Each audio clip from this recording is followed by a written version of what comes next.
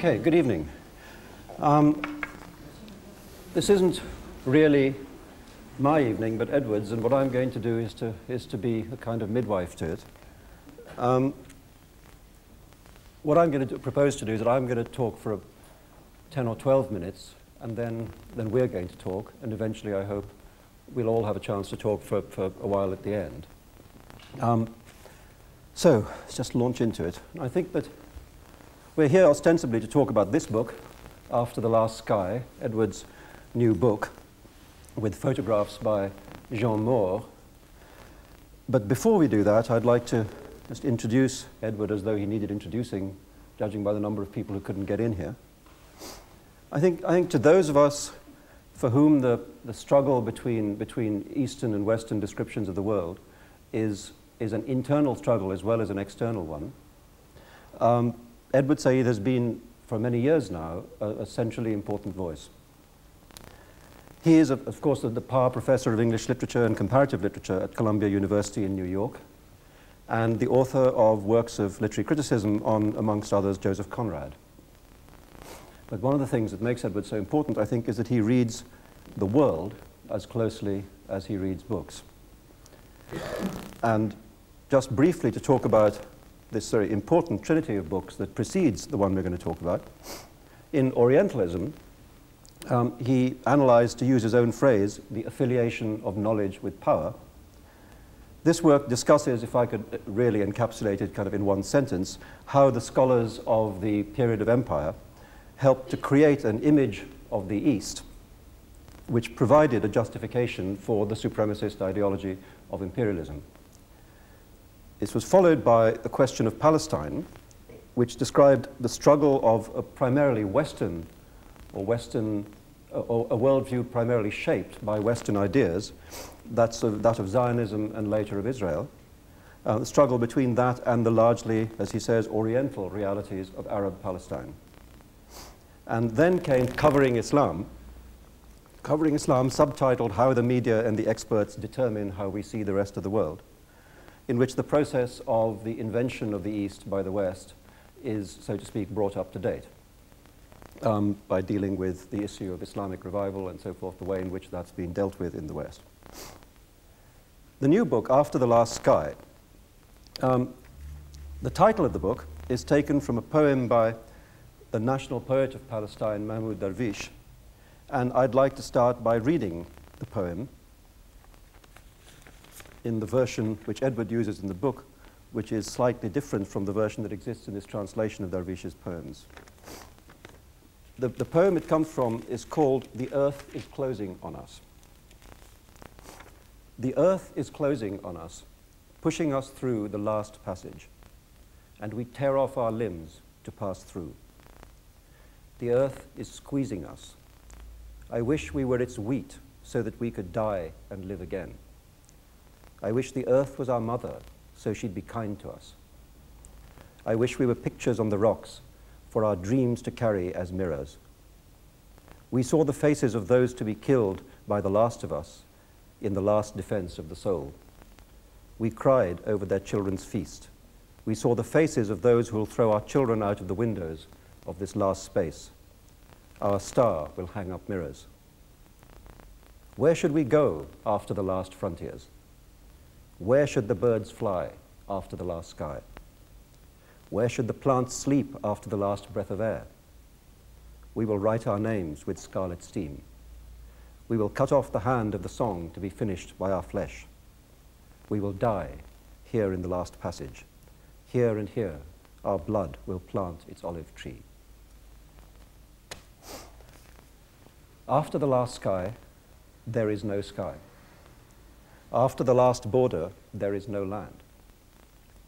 The first part of Edward's book is called States and is a passionate and very moving meditation on displacement, on landlessness, on exile and identity. He asks, for example, in what sense can Palestinians be said to exist? He says, do we exist? What proof do we have? The further we get from the Palestine of our past, the more precarious our status, the more disrupted our being, the more intermittent our presence. When did we become a people? When did we stop being one? or are we in the process of becoming one? What do those big questions have to do with our intimate relationships with each other and with others? We frequently end our letters with the mottos Palestinian love or Palestinian kisses. Are there really such things as Palestinian intimacy and embraces, or are they simply intimacy and embraces, experiences common to everyone, neither politically significant nor particular to a nation or a people?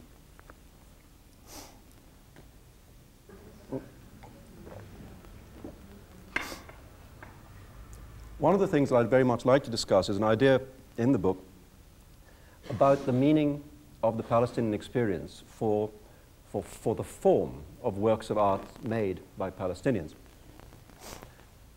And what Edward says or suggests is that the discontinuity, the broken nature of Palestinian experience means that classic rules about form, about structure, cannot be true to that experience, and that since the essential fact is instability, what one needs to do is to work through a kind of chaos, a kind of unstable form, and that those are the things which express the Palestinian experience most accurately.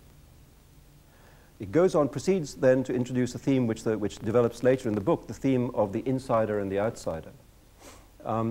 It's fairly straightforward to say that one of the ways of describing what has happened in Palestine is that the insider, that's to say the Palestinian Arab, has had his, by what's happened in the history of the region, has been turned into an outsider. There's a meditation on a photograph in the book, a photograph of Nazareth, which is taken from a position of what's called Upper Nazareth, an area which didn't exist in the time of Arab Palestine, but which is now the point of view of the photograph. So what happens is that Arab Palestine is seen from the point of view of a new invented Palestine, and the inside experience of old Arab Palestine has now become the external experience of the photograph.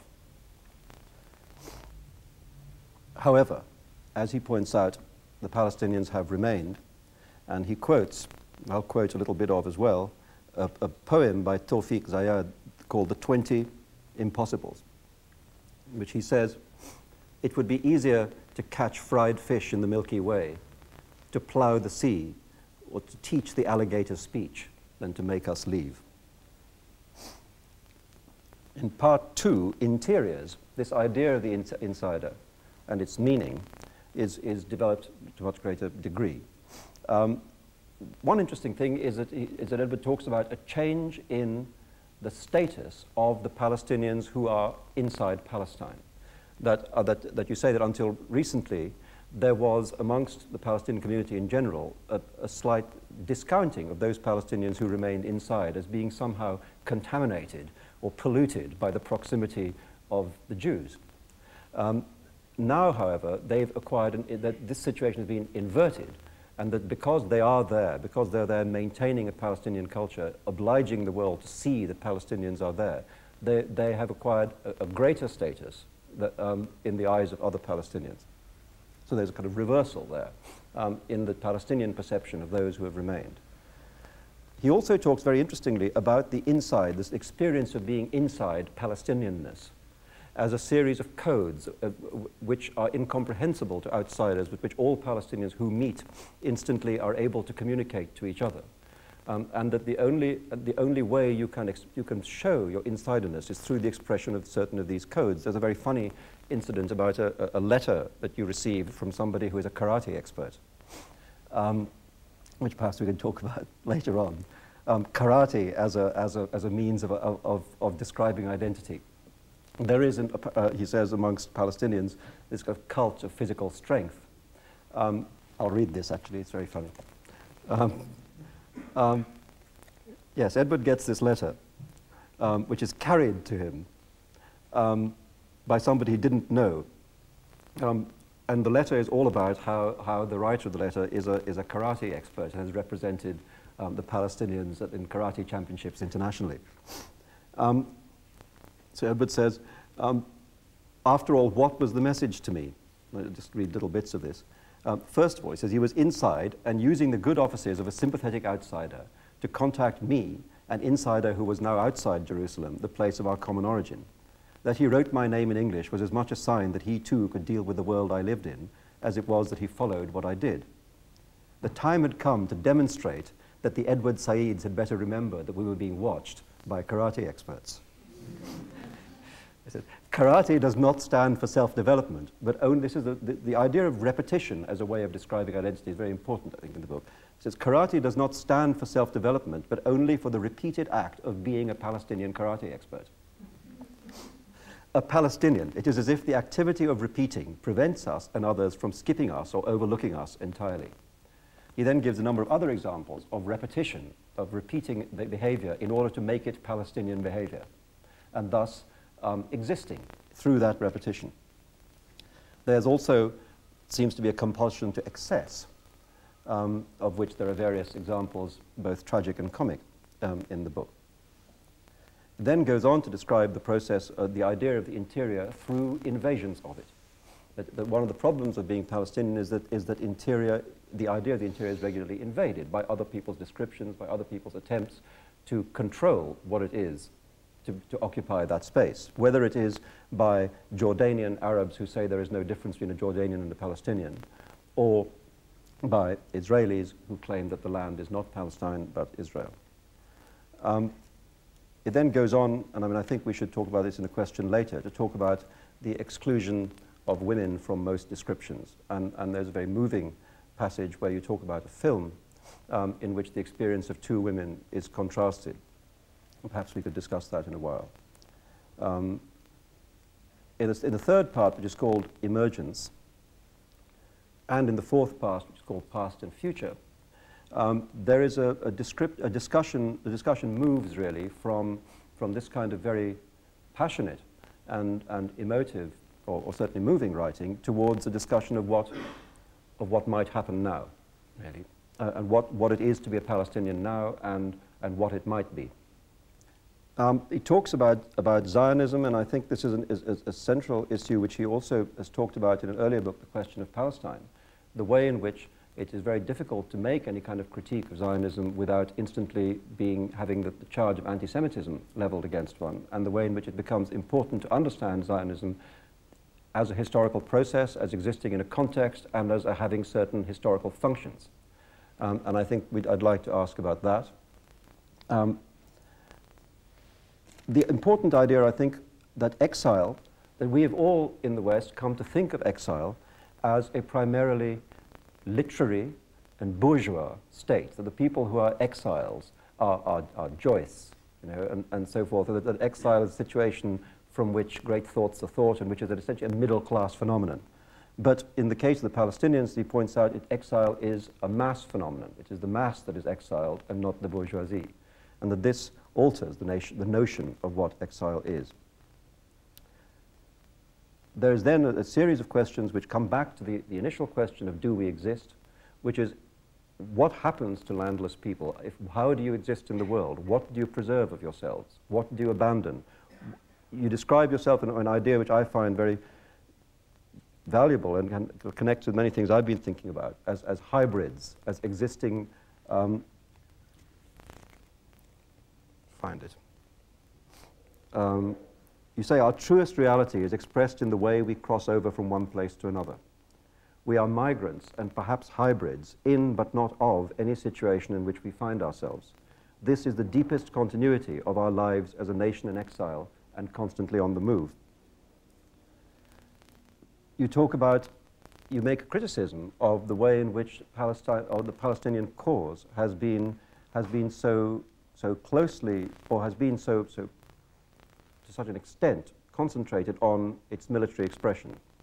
And you talk about the dangers for that, for Palestinians, the fact that the cultural loss, the cultural absences in Palestinianness. So, I mean, do you feel that's a fair summary? I mean, yes, all right. If not, speak now.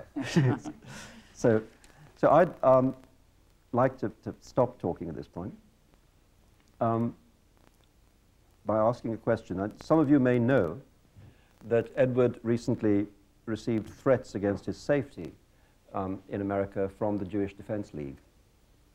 And I think that's an important piece of context to know that to be a Palestinian, or in many ways to be the Palestinian in New York, is not the easiest of fates.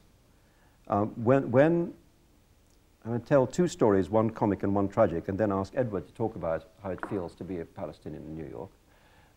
The comic one is one of my sisters who was in California, was repeatedly asked where she came from, and when she said Pakistan, people usually didn't know. At one point, she told somebody that she came from Pakistan, and the American said, "Oh yes, Pakistan," and immediately started talking about his Jewish friends. I think it's impossible to overestimate the influence of American ignorance on world affairs. The less comic story is that in January, when I was at the Penn Congress in New York, the American writer Cynthia Ozick took it upon herself to assemble a petition, which we were all supposed to sign, which called Chancellor Kreisky of Austria, a man who is himself a Jew, a man who has given refuge to tens of thousands, perhaps even hundreds of thousands of Jews for leaving the Soviet Union, to call him an anti-Semite. Why? Because he had had a conversation with Yasser Arafat. What was alarming about what ought to be, on the face of it, an absurd request was that a lot of people signed this petition and that it was taken extremely seriously at the Penn Congress. In fact, there was a moment at which I felt nervously that since nobody else in the room seemed to be speaking about Palestine, I might have to. But the defense came, of all places, from Pierre Trudeau, who spoke really very movingly in defense of the Palestinian cause. But these are some of the extraordinary things that happen in New York. Edward, I mean, you're the man on the spot. I wondered if it's getting worse or better and how it feels. No, I think it's getting worse because they're crazy. You know, the impression one has is of a kind of ground. Most people who feel strongly about Palestine and Palestinians in New York have had no experience of it at all. I mean, they think of it as essentially what they see on television. What they see on television is bomb throwers and murderers and what is called terrorists, and by the Secretary of State and others. Therefore, you get this, what seems to me to be a kind of groundless passion, you know. At the same time, which is interesting, there's a great deal of curiosity. I mean, when I'm introduced to somebody who may have heard of me or knows something about me, there's a very strange kind of approach to me, which suggests, well, you know, maybe you're not as bad as you seem, or something of that sort. And the fact that I speak English and you know, do it reasonably well, and it adds to the, and it becomes very complicated. So most people then tend to just drop one aspect entirely and concentrate on the fact that I'm a professor of English and do those kinds of things. But the violence that one feels around one is really quite new, I think. I mean, I think, as this book is, in a way, it's a consequence of 1982. I mean, I think there was a sense in which some important break with the past occurred, both for people who are supporters of Israel in the United States and for people like us, I mean, for whom, you know, the destruction of Beirut, so to speak, our Beirut, was the end of an era. And I think for the most part, you know, it's a kind of double existence that one has to live. You feel that you're leading a kind of normal life, but every so often you're brought up against a threat or, you know, a kind of an allusion to something that's deeply unpleasant and something like that. But you always feel outside in some way.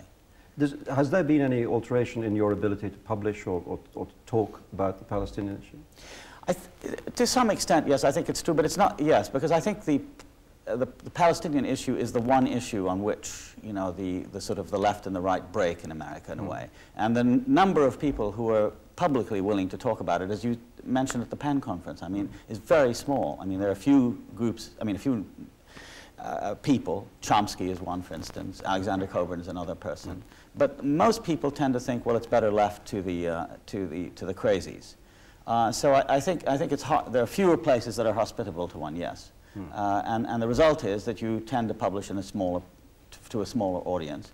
But ironically, you also become tokenized. So whenever there's some incident, as there has been in the last year, you know, having to do with a hijacking or an outrage of one sort, I always get phone calls from the media saying, would you come and comment, and so on and so forth. So that's a very strange thing. I mean, you're used always as a kind of representative of terrorism. Yes, it's an extraordinary thing that you should know so much. I mean, exactly. There should be an assumption that you should know so much about. I mean, you're treated like a diplomat of terrorism. You know, I mean, there's you know, you're given a place at the table, etc. Except once when I about 9 months ago, I took my young son, who is a very alert boy and very different from his sister, who has suppressed the fact of her, in a certain sense. She's only 12.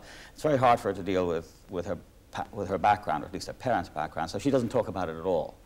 But my son is very interested in this whole thing, and he's, you know, been with me to Jordan when we went to the National Council in 1984. And he's two people.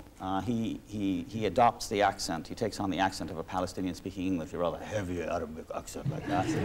And he calls himself something different. He's Wadia Saeed with a kind of American accent on the one hand, but then he calls me doctor in Arabic, which means doctor. And he treats me with a kind of ironic veneration. And so he came with me once to this television interview where I was to supposedly debate the Israeli ambassador about, I forget what incident it was. It may have been Achille Laura or something. And then I found the most extraordinary thing, that not only would he not sit in the same room with me, he wanted to be in a different building so as not to be sort of contaminated. And then when the interviewer said to the national audience, you know, Professor Saeed and Ambassador Netanyahu refused to speak to each other. The Israeli ambassador won't speak to him, and he, you know, I interrupted. I said, no, I'm perfectly willing to speak to him, but he wants it. Yeah. So the moderator said, well, I stand corrected. And then he said, Mr. Ambassador, why won't you speak to Professor Saeed? He said, because he wants to kill me. And and the moderator, without batting an eyelash, said, oh, really?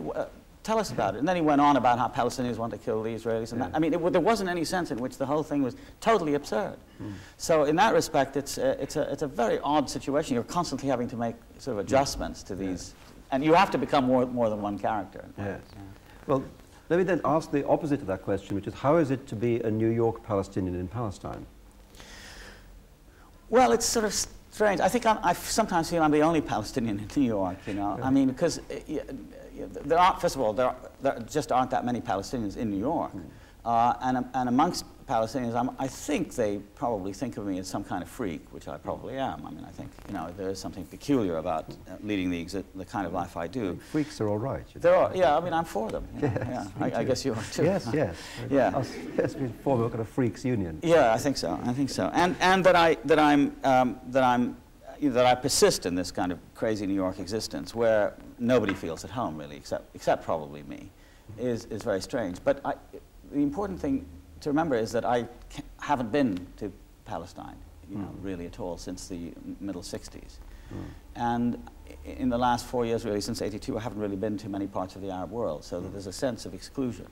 And I think what is interesting is that many of us who are in this peculiar condition are beginning to form a different kind of community, which is not based on everyday experience, but based on telephones and certain kinds of activities that occur infrequently. So it's a strange and marginal kind of existence because there's no center to it. You say you don't like calling it a Palestinian diaspora. Why is that? Well, because it suggests, you know, that I don't really know. Why don't I like to call it that? Well, I mean, the one thing I think that many of us, I think, are sort of not exactly pushed into, but there's a sense in which we have become, as this man in the note from Jerusalem wrote, he says, you know, we are the Jews of the Arab world. And there's a kind of parallelism there that I think our experience is quite different. It doesn't have quite the dimension. It's a much more modest experience, perhaps. And I think the idea that there is a kind of redemptive homeland is to me, it doesn't sort of answer to my view of the thing. So then let me ask you your question then. Do we exist? I mean, do you exist, and what proof do you have? I mean, that's to say, in what sense is there a Palestinian nation? What is it, if it exists? Well, it exists in the sense that a lot of people have memories. You know, there's a tremendous amount of interest now in recording the past and looking into the past for signs of a kind of coherent community which had been buried. Interesting. A lot of Palestinians are now trying to de-Arabize Palestine. In other words, to detach it from the general Arab context in which it's always been. You know, since the middle 30s, it became an Arab problem. But a lot of, you know, Palestinian scholars of a younger generation are interested in looking back to Palestinian history and trying to discover things about the Palestinian political and cultural experience that were different from the other Arab experiences of that sort. So there's that. There's also the sense in which it's a community which does strange things which other communities don't do. Associations. The replications of Palestinian organizations in places as peculiar to us, I'm sorry, I hope I'm not offending anyone here, as Australia and South America are really quite remarkable. You find that people who will live, or will come to America, who will live in Youngstown, let's say Ohio, which is, I've never been there, but I mean, you can imagine what it's like, okay? And will know everything that's going on, I mean, during the days of Beirut, will know everything that's going on about the difference between the latest disagreement between the Popular Front and Fatah and so on, and will not even know the name of the mayor of Youngstown, or how he's elected, if he's elected. I mean, you know, they will assume that he was put there by somebody. So there's that peculiar kind of existence. And then all Palestinians move a lot. You get that impression, that there's a lot of carrying, like in those pictures of Jean, carrying bags and moving from one place to the other. I mean, in that respect, I think we're a people. We're a people. And we say it loudly enough, and repetitiously enough, and stridently enough. Yes. And above all, they haven't been able to get rid of us. I mean, that is the great feeling that I would say the positive or pessimistic feeling, is that you wake up in the morning and you say, well, they didn't bump me off. Yes. You know? I wondered if you'd just like to talk a bit about what you say in the book about these kind of codes by which Palestinians exist and recognize each other. The idea of repetition as a way of existing, the idea of excess as a way of existing, because I think that's a very interesting thing. Well, yes. One of the things is, of course, that like so many things, many of them, I mean, so many so-called traditions, they're invented. You know. Yeah. So, that, for example, I had a friend, a very close friend of mine, who came to my house and stayed over. And in the morning, we had breakfast. And we have, I suppose it's true throughout the Arab world generally, but certainly in Palestine, Syria, Lebanon, there's a herb that we have with our morning lebni, which is a yogurt cheese, called za'atar. And so we had the lebni, and we put some of the za'atar on it. And he said, "You have za'atar?" I said, "Yes." I said, "We always have it." "You see, it's a sign of a Palestinian home that it's got za'atar in it." Well, I mean, I don't know if it is or not, but there's yes, of course. And then he went on and expatiated at great and tedious length on Palestinian cuisine, which is very much like, of course, Lebanese cuisine and Syrian cuisine. But by the end of the morning, we were both convinced that we had a totally distinct but it was too much. You know, there was too much of that. So there's that. Because a Palestinian chooses to do something, it becomes a Palestinian thing to do. Oh, absolutely. Yes. That's the comic side of it, of course, yes. But I mean, it's there all the time, and you want. But the interesting thing is that the way people talk about the current situation frequently. I mean, it may arise later, as a matter of fact. The way people ask you a question, you can frequently tell. If a Palestinian asks you a political question, you can usually tell what current or what deviation or what camp or what group he or she comes from. And it's the choice of words, you see. I'll give you a simple example. The Popular Front, for example, people who believe in the complete liberation of Palestine, speak differently about liberation than people who believe in a negotiated settlement a la Fatah or Arafat. The enemies of Arafat within Fatah speak in using different code words. And so you can immediately tell, you know, by talking to somebody where he or she sort of comes from and what his or her ideas are. Then there are accents. I mean, the regional accents. It's very strange to meet a Palestinian kid, for example, in Lebanon, who has never been to Palestine, but was born in Lebanon in some refugee camp, but who carries the inflections of Haifa or Jaffa in his Lebanese Arabic. In that way, it continues in a kind of insistent and some people think, for example, that the Lebanese accent that the Palestinian accent is an especially ugly one, and it's as are many Palestinian names. They tend to have a kind of grating, rather overstressed sound to them. And that they're handed on generation after generation is quite remarkable, I think. In this way, you know, you assert yourself. The idea of excess, you talk about how you find yourself obliged to carry too much luggage wherever you go. I thought it was very impressive that the dialogue between the Israeli broadcaster and the captured Palestinian guerrilla, in which what seems to be happening is that the guerrilla is confessing to terrible crimes and implicating himself. I mean, what's in fact happening is that he is sending up the entire event by a colossal excess of apology, which the Israeli broadcaster is too tuned in to his own sort of attitudes to see that he's being sent up. See, so I read a sort of brief extract from this. What the broadcaster said, what was your mission in South Lebanon? Salman, may I just set the scene a bit? Because, I mean, it's sort of interesting. That what this was... So you read it. Oh, yeah, okay. What happened was in '82, when Lebanon was, South Lebanon in particular, was invaded, they captured... I wasn't there at the time, but I found this out afterwards. That what they would do, or the Israeli broadcasters, through the army obviously, would pick up these people and then put them on the radio and interrogate them. So as to sort of, well, it was a form of psychological warfare, obviously, to interrogate them and to discourage other Palestinians from resisting, and to show how a Palestinian was confessing to the most heinous crimes. So since they were all terrorists, this man knew that he had to play the role of a terrorist to the Israeli interrogator. Now, the interesting thing is that when it was presented by the Israelis, it was an instance of terrorism, and here's this man demonstrating a kind of textbook case of terrorism. In Beirut, one of the ways I got this is that a cassette recording of this was made and played over in the evening as a way of entertaining people. How this Palestinian sort of putting on the Israeli interrogator. So, I mean, I'll translate some of the Arabic stuff in it. Israeli broadcaster, your name, captured Palestinian guerrilla. My name is Ahmad Abdul Hamid Abu Sitti. What's your movement name? My movement name is Abu Layl, which in English means father of night. I mean, a rather threatening, kind of horrible sound to it. Tell me, Mr. Abu Layl, to which terrorist organization do you belong? I belong to the Popular Front for the Liberation, in Arabic, he says, Jabha al-Sha'biyya al-Tahrir. Then he interrupts himself, he says, I mean, the Takhrib, I mean terrorization of Palestine. And when did you get involved in a terrorist organization? When I first became aware of terrorism. And what was your mission in South Lebanon? My mission was terrorism. In other words, we would enter villages and just terrorize. يعني منخش على الضياع ومنخرب in Arabic. And whenever there were women and children in particular, we would terrorize. Everything and all we did was terrorism. And did you practice terrorism out of belief in a cause or simply for money? No, just for money. What kind of cause is this anyway? Why? Is there still a cause? We sold out a long time ago. Tell me, where do the terrorist organizations get their money? From anyone who has spare money for terrorism. In other words, from the Arab regime. I mean, it's incredible that that the Israeli, well, it goes on. I mean, it's obviously too long, but anyway. What's your opinion of the terrorist Arafat? I swear that he's the greatest terrorist of all.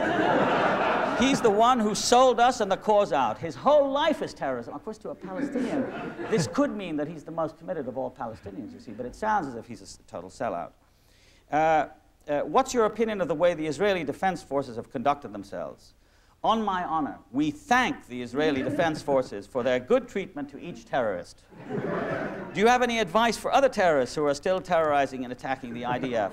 My advice to them is to surrender their arms to the IDF, and what they'll find there is the best possible treatment. Lastly, Mr. Terrorist, would you like, would you like to send a message to your family? I'd like to assure my family and friends that I'm in good health, and I'd also like to thank the enemy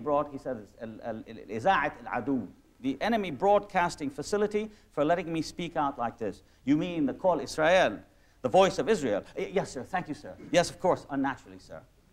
It's a great passage. And this ran. I mean, this was out on air, straight. Absolutely. Yes. Yeah, absolutely. Put out, you know, on a daily basis, and then recorded in Beirut and played back to the boys who would make fun of it. Obviously, I think it's a great funny thing.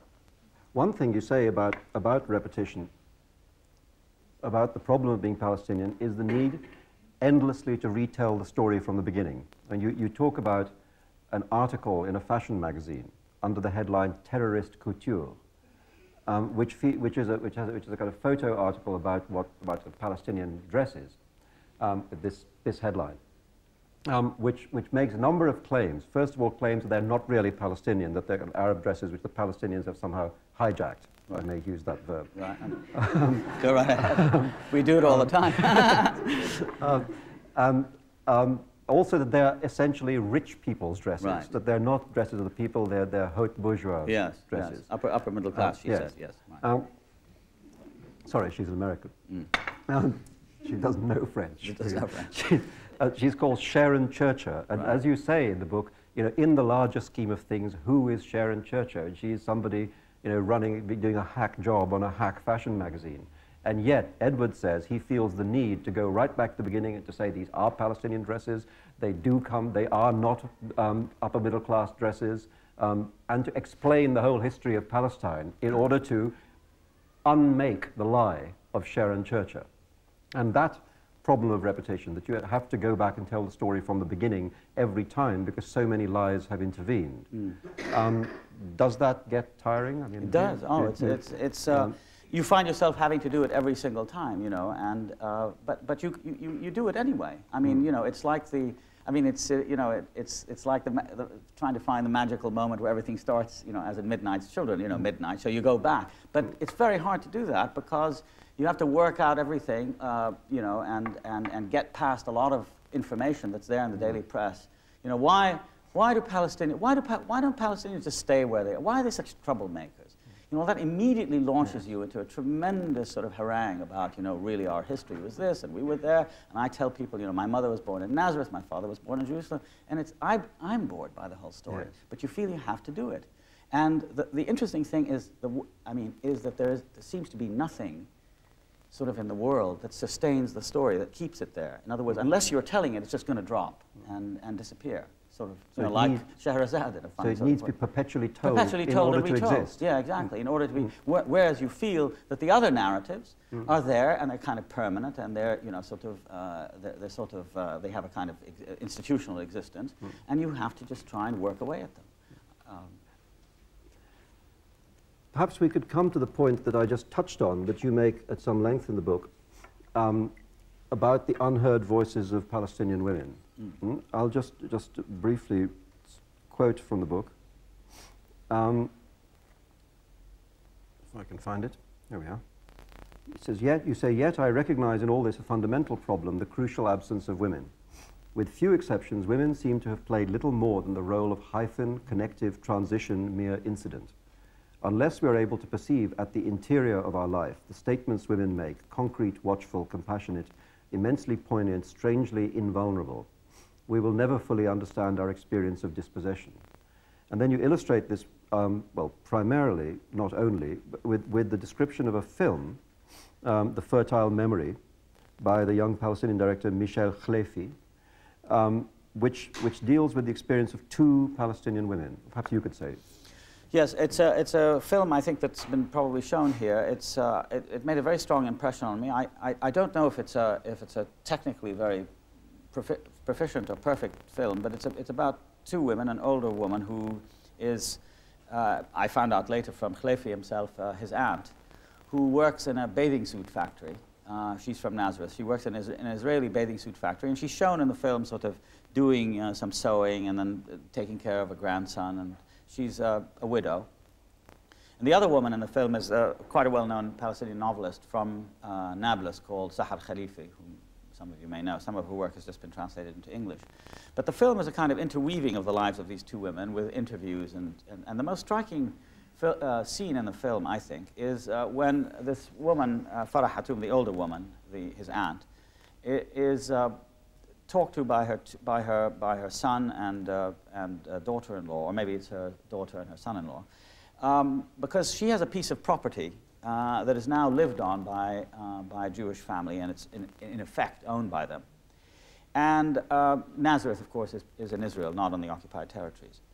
And they come to her with news that the people who've been living on this land ever since she's known now want to sell the land. And would she sell it to them because they want legal title to it? And she refuses. She's not interested.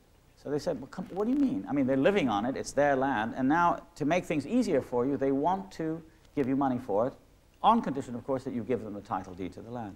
And she says, no, I won't do that. So then I mean, it's a totally irrational position. And Khalifi in the film registers the expression on her face, which is a combination of not only stubbornness, but a kind of almost transcendent, maybe foolishness. I mean, that here's an opportunity to get some money. She's a poor woman. And then she says, in Arabic, she says, Min bi'arif, she says in Arabic. I mean, who knows? I don't have the land now, but who knows what will happen? We were here first, then the Jews came, and others will come after them. I own the land, I'll die. But it will stay there despite all the comings and goings of people. And they cannot budge her. Then there's this quite amazing thing where, how it happened, I don't understand, but she's then taken to see her land. I mean, she's never actually been there because her husband and she were separated during the events of 1948, and he went to Lebanon and he died. And he left her this piece of land, and she never saw it, she never lived on it, it's outside Nazareth. And Khalifi actually records her first experience of the land that she owns but doesn't own. She just has a title deed on it. She walks on the land, she sort of steps gently, and she turns around like that, and there's this quite extraordinary expression on her face that I'm on my land for the first time. And then, of course, the expression changes when she realizes what an absurdity the whole thing is, and she sort of turns around and walks away. But you get this, I mean, in some way, it made an impression that, in a subliminal manner, that sort of typified for me somehow the persistent presence of the woman in Palestinian life and the unacknowledged, the lack of acknowledgement that we've had in all kinds of ways of this extraordinary phenomenon, which I don't completely understand. And there was another experience like that when I was showing somebody a picture of this, of one of the women in the book, actually, a Palestinian friend of mine, and he then commented, because I feel that there's a very strong misogynist streak in Arab society. I mean, there's a kind of respect and admiration and yet fear and dislike of the woman for her particular kind of strength, which Farah Hatoum in the film exemplifies. And I remember showing, as I say, a picture of, I hope I can find it quickly so that I'm not, of this rather large and quite formidable but yet happy-looking Palestinian woman standing there with her arms across her chest. And a friend of mine who, you know, I respect, and I can't find the picture, I'm terribly sorry, but said to me, you know, there's the Palestinian woman in all her strength, and then he added, and ugliness. And it seemed to me, here, this picture, which I thought is a quite remarkable picture by Jean Moore, but it seems to say something that we haven't really been able to find ways of touching on. And that whole experience is something that I, as a man in this Palestinian sort of mess, I'm beginning to sort of try to articulate. I wanted to ask, I suppose we ought to touch on the subject of Zionism and the problem of combating it. And you say, for one thing, what's interesting about your book is how fair you are. Because you talk about how, having lived inside Western culture for a long time, you say you understand as well as any non-Jew can hope to do what is the power of Zionism for the Jewish people. And also, in many ways, you describe it as being a program more efficient, more in detailed terms, competent than anything that Palestinians have been able to put up against it. That it's been this, what's the phrase, a goat and another acre. That it was a process of slow and steady acquisition, which was very planned, very efficient, and very competent. And you give it credit for that. The problem is that any attempt to provide a critique of Zionism is almost always faced with, these days particularly, with the charge that it's anti-Semitism in disguise.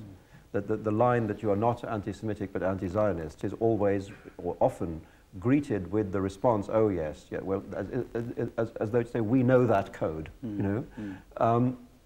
Whereas I think in the question of Palestine, your earlier book, and again in this one, you do provide the basis for a very useful and kind of emotionally neutral critique of Zionism, which is as a historical phenomenon, where it came from and what it's for. And I think it might be worth just for a few minutes talking about that.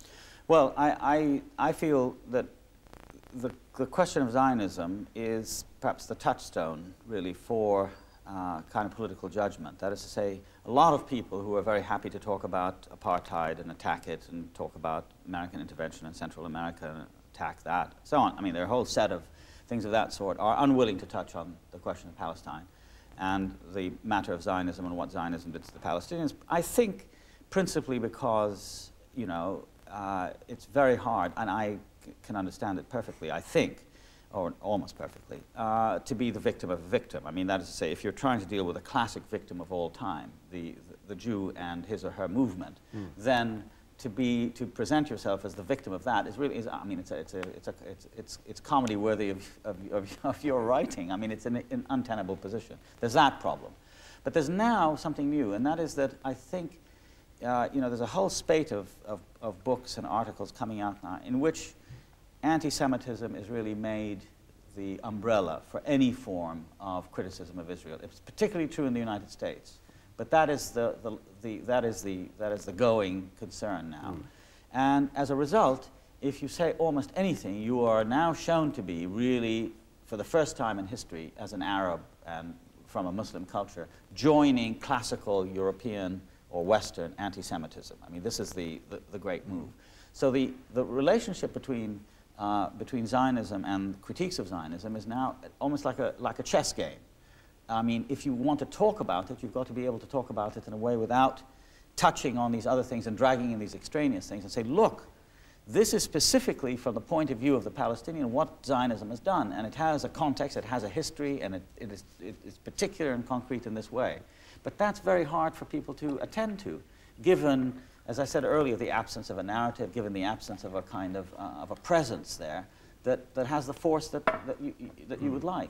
But I think one has to do it anyway. I mean, one has to be able to do it and to tell the truth, which is not so easy.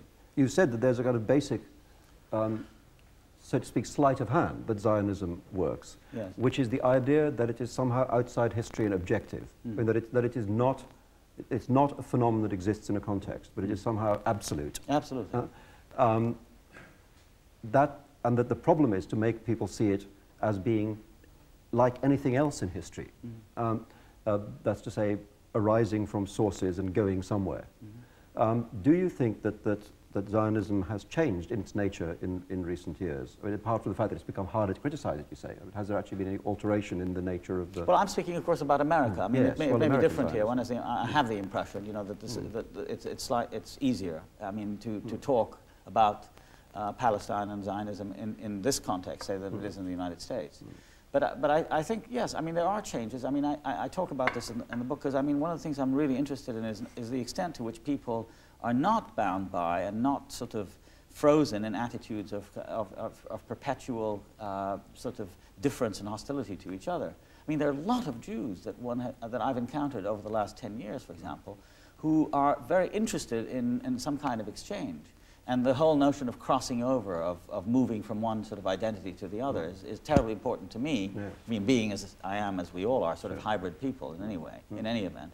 So that kind of thing is an important change within it. And I think, you know, the events of the last 4 or 5 years has created a rather large community of Jews who are not as comfortable with the idea of the absolutes of Zionism, I think. And that's terribly important. Okay, I just want to ask you a couple more questions before opening it out. One question, a little question really, is it's to do with your, these are more personal questions, they're to do with your experience of being a minority inside a minority. I mean, you say that, you know, Palestinian is, to be a Palestinian is basically to come from Muslim culture. Right. And yet you're not a Muslim. And I wondered if that was a problem inside Palestinianness, whether if there's a difference between being a Muslim Palestinian and non-Muslim Palestinian, and if there are any historical frictions there. Not in my experience. No. I mean, there may be, but I mean, I've never myself experienced it, and you know, it may be an unusual thing. But my sense of it is that, unlike, say, the Lebanese experience, which has infected a lot of people, where people now begin to feel the difference between sects and Sunni and Shia and Maronite and Orthodox and so on and so forth, that hasn't been the experience at this distant remove that I've lived it of the Palestinian community. But on the other hand, I think that it's true to say that even in the Arab world, every Palestinian, I mean, if one were to try to think of something particularly good in a certain way about the problems of being a Palestinian, or you might say, what are the virtues of it, or the pleasures of it, okay, is that it teaches one to feel one's own sort of particularity as not so much only as a problem, but as a kind of gift in a way. And I think more and more Palestinians feel that. In other words, whether in the Arab world or elsewhere, we're sort of set apart, and it gives us a kind of an aura, if you like, of specialness, yeah. which is not the specialness of sanctity or anything of that sort, but it allows, I think, people to experience their own particularity in a new way. I mean, especially because one has the feeling in the Arab world and elsewhere that this mass society has destroyed identity in so powerful a way that the sense of particularity is something worth keeping, I think. You say the vast majority of our people are now thoroughly sick of the misfortunes that have befallen us, partly through our own fault, partly because of who our dispossessors are, and partly because our cause has a singular ineffectuality to it, capable neither of sufficiently mobilizing our friends nor of overcoming our enemies. On the other hand, I have never met a Palestinian who is tired enough of being a Palestinian to give up entirely. Yes. I wanted to use that. That's well put, actually. I'd rather like that. Yeah, it's not bad. He's a interesting writer, this chap. It seems to me that this book represents a shift in your writing, and for those of us who've been following your writing, that, well, obviously it's a much more personal book than the earlier books. The center of the previous three books in its various forms was to do with the dispute between Eastern and Western culture, as I was saying earlier, and as you've said. Now that dispute is obviously still there in these pages, but it's not the center of the process anymore. It seems to be the dispute in this book is much more an inner dispute, a kind of inner dialectic inside the heart of Palestinianness, of what it is to be a Palestinian.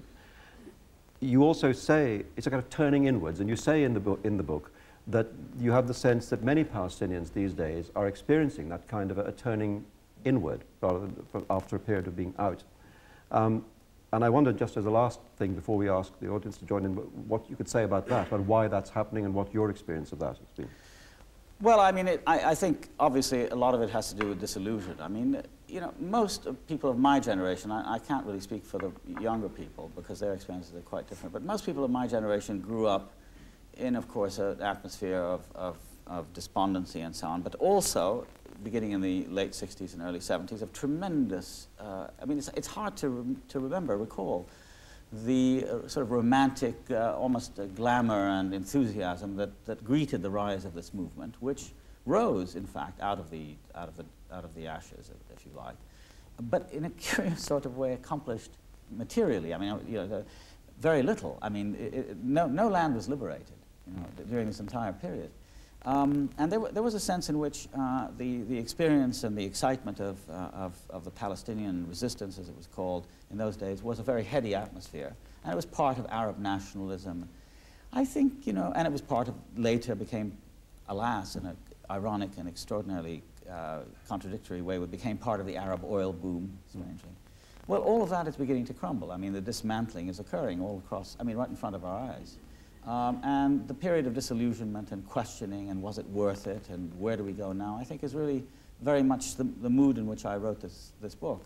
And I felt also that the need, I mean, the importance of, to me at least, the photographs and the pictures in this was that important to see it not just as a personal thing, in other words, not only through our own kind of hermetic, you know, disillusionment with going nowhere, but also because we have in fact become a kind of public, as a people, we've become a public possession. I mean, the Palestinians are a kind of commodity after all. I mean, they're useful for many things, among others to explain terrorism.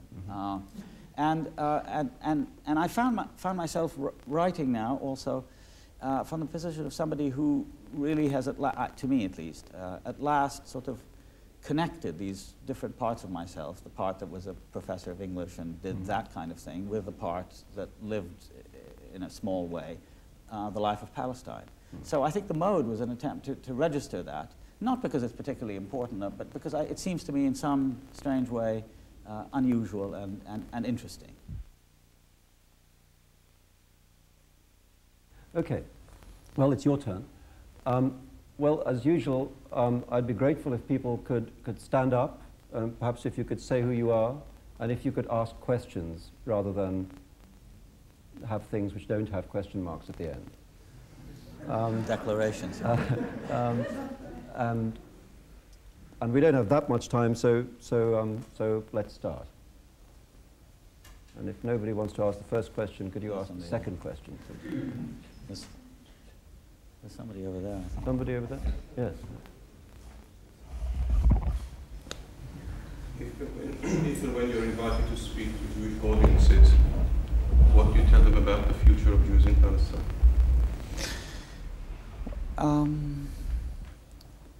My goodness, what a powerful question that is. I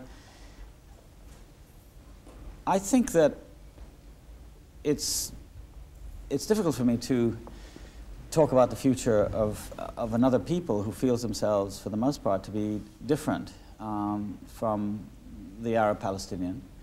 But I think that to my interpretation of it, at least, the Palestinian experience is, for all of its shabbiness in places and its ineffectualness and its failures and so on, it's a struggle to try to achieve a mode of somehow of coexistence of some sort, and in particular, because I think in an extraordinarily powerful way, there is a bond between the Israeli and the Palestinian now, which has been formed over a generation.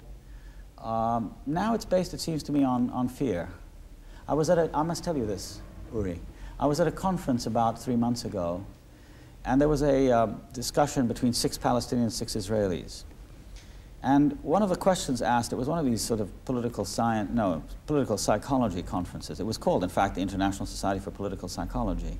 I don't know what I was doing there, but anyway, we were sort of experiments in how Israelis and Palestinians might speak to each other. And the question for the second half of the meeting was, what are the psychological obstacles to peace?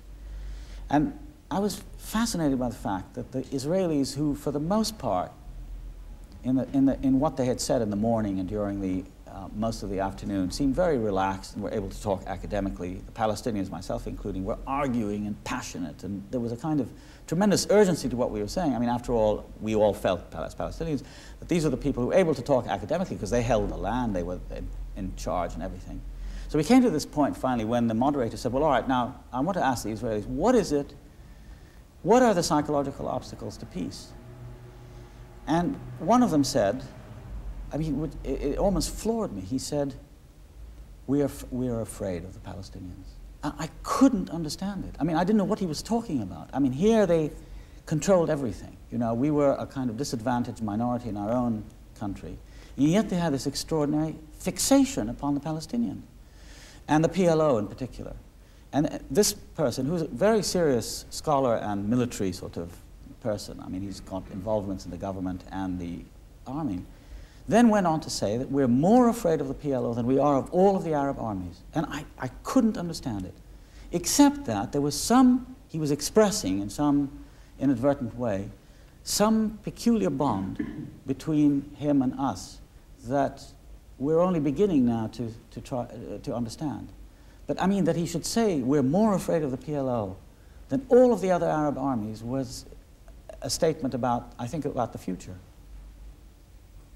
We're at a point, I believe, that a lot of people realize, I think a lot of people realize, that there is no real, I mean, despite the wild sort of imaginings of people like Maya Kahana, I don't think there is any real Israeli military option against the Palestinians. I mean, I don't think that war of even the most cataclysmic sort in the present set of circumstances, such as perhaps was intended in 1982, is going to achieve the obliteration of the Palestinian people. And I think the opposite is equally true. I mean, I don't think, at least from the point of view of the Palestinians, I don't think there's any real, I mean, there may be rhetoric, there may be even a kind of emotion, but I think the realization that to do away with the Jews who are there in some way, to get rid of them, to send them back to Europe or whatever it is, I mean, it seems to me completely out. Therefore, one of the peculiarities of the current situation is that a great deal of emphasis is then placed upon things like discourse and political and ideological and cultural realms. And it seems to me there is where something like the involvement of more people, you know, in this whole question becomes absolutely crucial, because it seems to me that we, and I'm certainly saying something that many people feel, that conventional political and military means have been totally unsuccessful in this particular situation. And therefore, other means have to be found. They may be imaginative, they may be discursive exclusively, but I certainly don't think they're military in the conventional sense of the word. I think that realization is beginning to dawn on people, and that maybe a change might be possible there, on the one hand. On the other hand, the depressing aspect of this is that, you know, that in the real world in which we live, military deterrence and holding land and power are real things. I mean, they're not, you know, they're not fictional or emotional or imaginative. And the problem is, how do you use the first thing I was talking about to affect the second? And there, I don't know, maybe film, maybe, you know, maybe irregular or unconventional means of association.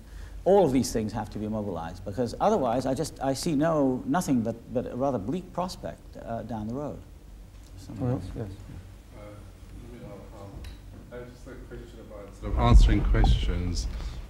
Whenever sort of someone says something, you're faced with the reality that he knows absolutely nothing, and you have to tell him the whole story, as you said before. Now, I find that very frustrating. I usually sort of know so much about it that I don't know where to start.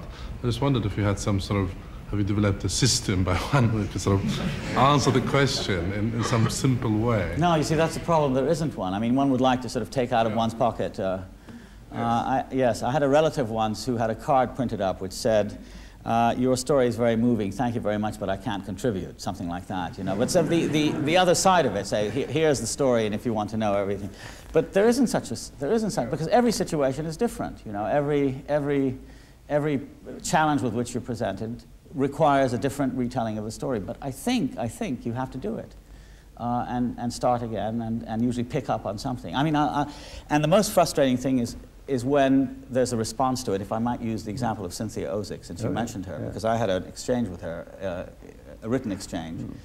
About 6 or 7 or maybe 8 years ago, I can't remember what, she wrote, she took the whole issue of the magazine in America called The New Leader, which is not a very well-known magazine. It's a weekly, or it used to be a weekly, in which the title of the whole issue was President Jimmy Carter and the Jews, in which she did a tremendous harangue about how Carter, because of his interest in the Palestinians, et cetera, was essentially anti-Semitic. I mean, I'm boiling down a 40 or 50-page magazine to the message.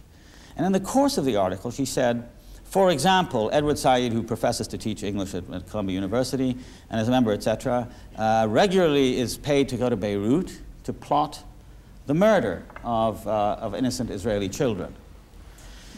So I was just, you know, I don't usually respond to that kind of thing, but somebody brought it to my attention. So I sat down and I wrote what I thought was a clever letter, you know, more or less setting the record straight, telling the story, my particular story. I said, you know, my family lives in Beirut, and my way is never paid. I go there on my own to visit my family, and I have no, etc. A series of narrative denials, if you like. Whereupon she wrote a letter back saying, so he pays his own way to go to Beirut.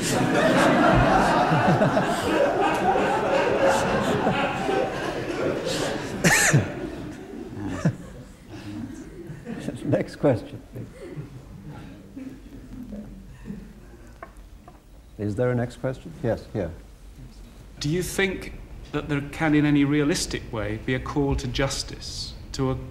Is there, as it were, a moral order, a question of justice that is relevant to this question, and that if there is any question of justice, where does the court reside? Where can the case be heard, and where can these questions of justice and morality both be articulated, but how can they bring something to bear on the events? Or, as it were, are they irrelevant? Are they an aside? And what we're really talking about is two conflicting histories that are both real, and in a sense that the only resolution is through displacements of power, replacements of power, and whether in accommodation or whatever, that is the reality, the realpolitik is the only way that this thing can be expressed. No, I don't believe that, Jeff. I mean, I really strongly am convinced that there is justice and there is injustice, and they're really quite different. Now, as to where justice resides, I mean, where objectively one can refer the justice to is in the question of would you like it done to you? I mean, you know, and that's a question that most professed or committed Zionists find it very difficult to respond to, and generally say nothing. And I think, yes, I mean, now, how does one formulate justice? Well, one way is to say, would you like it done to you? And the other way is to say, you know, if you don't see the justice in the injustice, then you're on one side or the other. I mean, it's not a neutral or just a kind of irrelevant thing that you can say, well, sometimes I feel justice, sometimes I feel injustice. I think everyone, I mean, I don't think there's any Archimedean point outside it to which you can go and say, well, I'm outside the whole thing and I can judge equally. Because I think one of the great problems with the Palestinian experience has been that there isn't a sense in which the justice and the truth of our experience has been acknowledged. I mean, has been recognized as such. And if I might go back to that experience in that conference that we were at, it was again very curious. There were 6 Palestinians there, all of whom knew each other, but none of whom really had any frequent contact with them. We were all from different parts of the world. And at one point, one of the Palestinians said, look, to the Israelis, he said, look, what you don't seem to understand, you're sitting back and you say, well, you know, realpolitik is what they were talking. They're all political scientists. I mean, the Israelis, at least, and some of the Palestinians, but it got off the ground at this moment. He said, look, what you don't understand is that I'm from Haifa. You know, I left there my family left in 1948. I don't really want my house back. I mean, I can tell you that. But what I want from you is a sign that you did wrong to me. And there was a lot of fudging and so on and so forth. But in a curious sort of way, we all felt that. In other words, that there was the need for an acknowledgement, an act perhaps even of atonement of some sort. Because part of the curious thing about the Palestinian experience, unlike other colonial experiences, I mean, since I think it is a colonial experience, is that it wasn't that we were exploited, it was that we were excluded. I mean, I feel very strongly about that. Because it seems to me the absolute essence of the whole thing is that for all the experiences suffered by the Jews in Europe, there was still, to my mind, anyway, to my way of interpreting it, the willful transporting of that history to Palestine and the dispossessing and dislocating and displacement of another people in the process. It seems to me, I mean, you could say, well, it was inevitable, there was no other solution, etc. There were people who saw it in different ways amongst the Jewish community, who thought that it was an injustice. Not many, as there are now, like Chomsky and others. But I think at bottom, yes, I would hold very strongly to the idea of justice versus injustice, and not justice or two rights, etc., all of those classical, in my opinion, liberal claims, which are satisfying on one level, but I mean, it doesn't help me very much to be told, well, it's the tragedy of right versus right, I mean, which is the formula that is frequently used. I think there is really a profound, irreducible injustice on one side, and the need for that side to get acknowledgement of that fact in some institutional way. Is there another question? Yes, this question. Yes, granted that there is this feeling of injustice, which Professor Said stated already, that existed among the Jews even from before the creation of Israel, would you say that this recognition is now more evident or less so? In fact, the signs from within Israel are the opposite. Perhaps in America it's different, perhaps in the West it's different, but in Israel itself this tendency seems to be in the other direction. Now, what do you mean by the other direction? The less and less people are willing to recognize this sense of grievance and give it due credit. Why is that, and how does your idea of further communication, further whatever... Well, you're right. I think, and maybe it's because I live in the United States, which is a crazy country in many ways. I think a lot of it has to do with the United States. I mean, there's no question in my mind that the influence, I mean, that's why I'm as exercised as I am a lot of the time, that this incredible power and this extraordinary munificence that the United States gives to Israel is I mean, the moral equivalent of a kind of a total blank check to do anything at all. I don't think there's any instance of this in history that I've ever encountered. And if you look, for instance, at the recent remarks of leading Jewish figures in America, like, for example, Thomas Dine, who's the head of the APAC, the American Israel Public Affairs Committee, a speech he gave at their annual convention, he more or less says we're the most powerful people in America today. At the drop of a hat, we can get the entire Congress to vote yet more aid for Israel. It's the only, he says, it's the only country in the world in which aid is not tied to specific items. I mean, when India gets wheat, for example, from the United States, it's a specific item, and they have to show, in a sense, receipts for it. They got the money for the wheat. In the case of Israel, it's budgetary support directly to the Israeli economy. There's nothing like it in history, he says. And this attitude, it seems to me, is the great, in my opinion, is the great problem. I mean, it sort of settles a cloud on the whole thing and makes it very hard in the United States, where I think so much of the distortions in my thinking come from. It makes it very difficult to change that. But you'd be surprised. I mean, there's an emerging sense, some polls that have been taken, of changes of opinion. When people begin to find out and are appealed to in a simple and direct way, they say, yes, I mean, we understand that there is a Palestinian, this, that, and the other thing.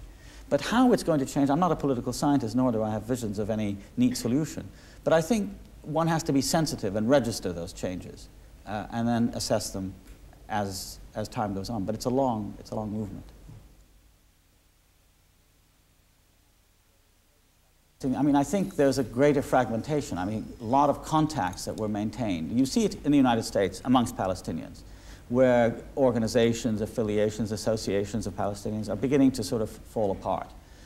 In many ways, it's reflected in the fate of Arafat himself, who I think is a tragic and fascinating figure.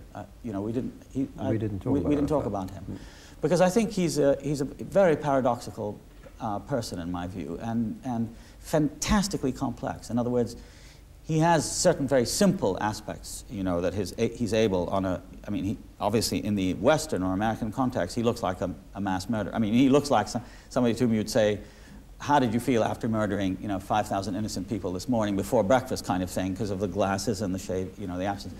But in many ways, he's a very, very, very rich figure because of his ability somehow to survive, which is central, of course, to the Palestinian experience, that you just keep going on and on and on, repetition again. And there's a kind of persistence in a political objective, you know. I mean, he has stood for something, which is that the Palestinians should be represented everywhere and should be allowed to represent themselves. That's the one thing he's never sort of backed down on, even though he did a little thing with Jordan, which never worked, etc. But his fate, in many ways, is, I think, the fate of many is reflected in the fate of many Palestinian intellectuals and the younger generation. That is to say, what happens to him is a very important index of what's going to happen to the rest of us. So there's your question, I think so.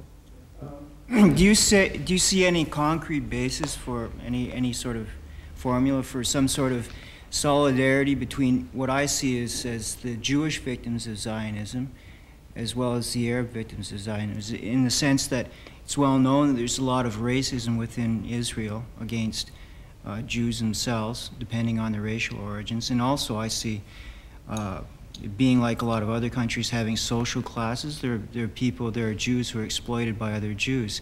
You see that sort of thing as being a basis, some sort of solidarity. And also, I have another sort of different, separate question about, I've heard the idea of self-determination for Palestinians, which seems, I can't understand that too well in the sense that there are people that are so badly dispersed at this point. If you have a situation like, for example, Ireland, where you have a place where a lot of Irish people still are, I can see it in that sort of context. But what does that mean in a place like Palestine or Israel, where they're scattered on a wide basis like that?